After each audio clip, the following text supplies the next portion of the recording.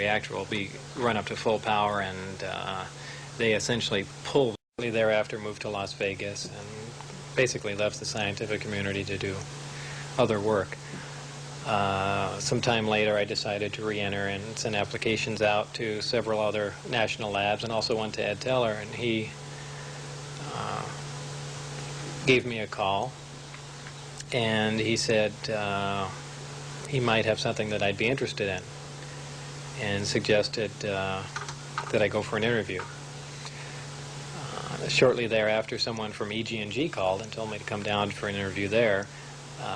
They made it very clear that EG&G had nothing to do with it. They were just using the building as a place to do the interview. After a short time, they said I was basically overqualified for the position, but they may have something else in the future. And I don't remember how much time lapsed after that, but shortly thereafter, they asked me to come down for another interview, and they said this was involving I don't remember their exact wording, but they led me to believe it was a field propulsion system, and of course I thought it was something that, in secret, that we were working on. Later, only did I find out that it was a back engineering program dealing with alien craft. I flew out of Las Vegas McCarran Airport, and I flew to Groom Lake in a 737 aircraft. We land at Groom Lake, and there's a bus there that drives about 15 miles south, approximately. I'm really not sure exactly how far, down to a smaller dry lake bed known as Papoose Lake. And right up against the side of the mountain is the S4 installation. And what happened to you first when you entered it? How did they receive you? It was very military-like. It was certainly not a scientific atmosphere. Very high security. Everywhere you walked, you had to have an escort, an armed escort, even into the bathroom.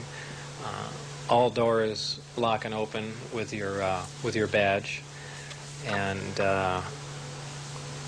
it was a very oppressive atmosphere. And how many times did you spend on this atmosphere before you saw the craft for the first time? I believe I was only there 2 or 3 days, probably 2 days before I saw the craft. Time, how they are stored, what your impression was, and your feelings when you saw it. Well, my feelings, it was very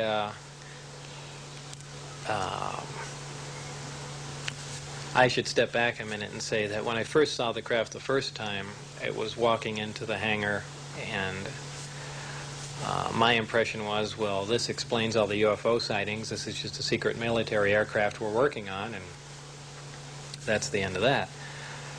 It was actually the second time when I saw the craft, when I got to enter it and look over it, and I finally realized what was going on, that this is an alien craft. And of course this was after I read the briefings, and that was a totally different feeling. That was not a feeling of excitement. It was almost an ominous feeling, that a feeling as if you shouldn't even be there.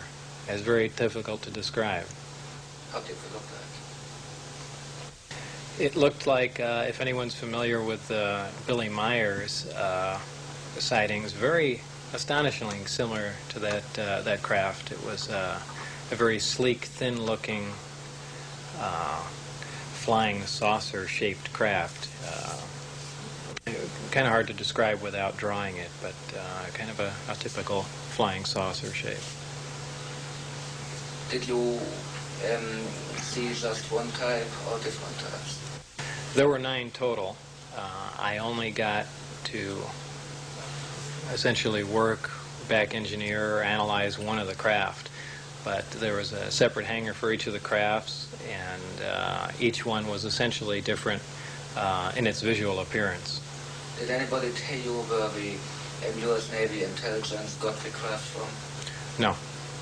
No, not at all. That's a lot of people have speculated about it, that they were either shot down or they crashed, but the craft seemed undamaged, so I doubt either of those would be correct. Can you describe the inside of an alien craft? It's very plain. It's all one solid color. a grayish pewter color, the same color as the outside of the craft.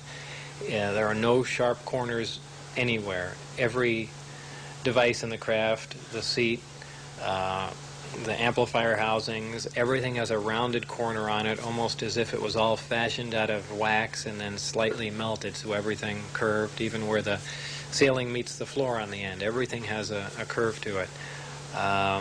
Very, very plain, very wide open, very impractical use of space. And there are 3 levels. The lower level houses the amplifiers themselves that swing, the 3 of them. The center level is where you enter the craft, where the seats and the amplifiers are, and the top level is a small area, and I did not have access to that, so I don't know what's up there. Do you think they're alien craft or U.S. constructed? Absolutely alien craft, there's no question about it. Why? Well, first of all, the scope of the project was to back engineer it. If they were United States craft, we wouldn't be going backward trying to find out how they were built if we had built them. Second of all, the size of the equipment inside, the size of the seats, the materials that were in use, completely alien to us, pardon the pun, and the fuel, element 115, essentially non-existent. All these factors together, and of course the briefing information stating that they were alien craft. Could anybody tell you how the propulsion functioned? Well, that was part of my job, was to back engineer that and find out exactly how that operated. And they had made some progress, but I really don't know how long the craft was there being analyzed, if it was 1 year or 10 years before I got there, but it seems like only a modest amount of progress had been made. The propulsion system is really an amazing setup. There's 2 parts: there's gravity amplifiers and the reactor that provides the power. The reactor itself is a total annihilation reactor fueled by antimatter. Total annihilation is essentially the most efficient nuclear reaction that takes place of the 3, fission, fusion, and annihilation. It uses a super heavy element, element 115, as it would appear on the periodic chart. None has yet been synthesized on Earth. It's my opinion that this occurs naturally in certain star systems. This element is bombarded in an extremely small accelerator. The element under bombardment undergoes spontaneous fission and produces antimatter particles. These are interacted with a gaseous matter target, and by means of a 100% efficient thermoelectric device is converted into electricity. Now, 100% efficient any electric device is essentially impossible. The first law of thermodynamics says that's basically impossible. There has to be waste heat and things of that sort, but there's none detected in this system. It's another amazing form of technology.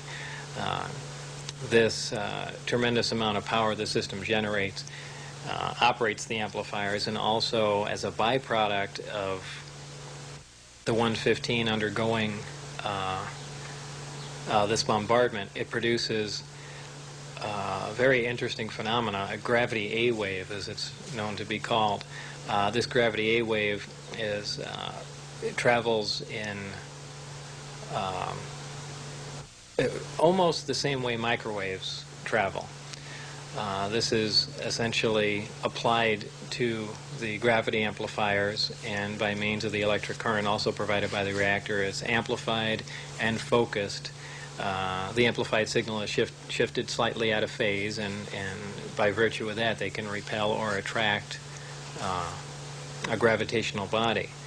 The craft can take off on one gravity amplifier. There are 3 in this particular craft.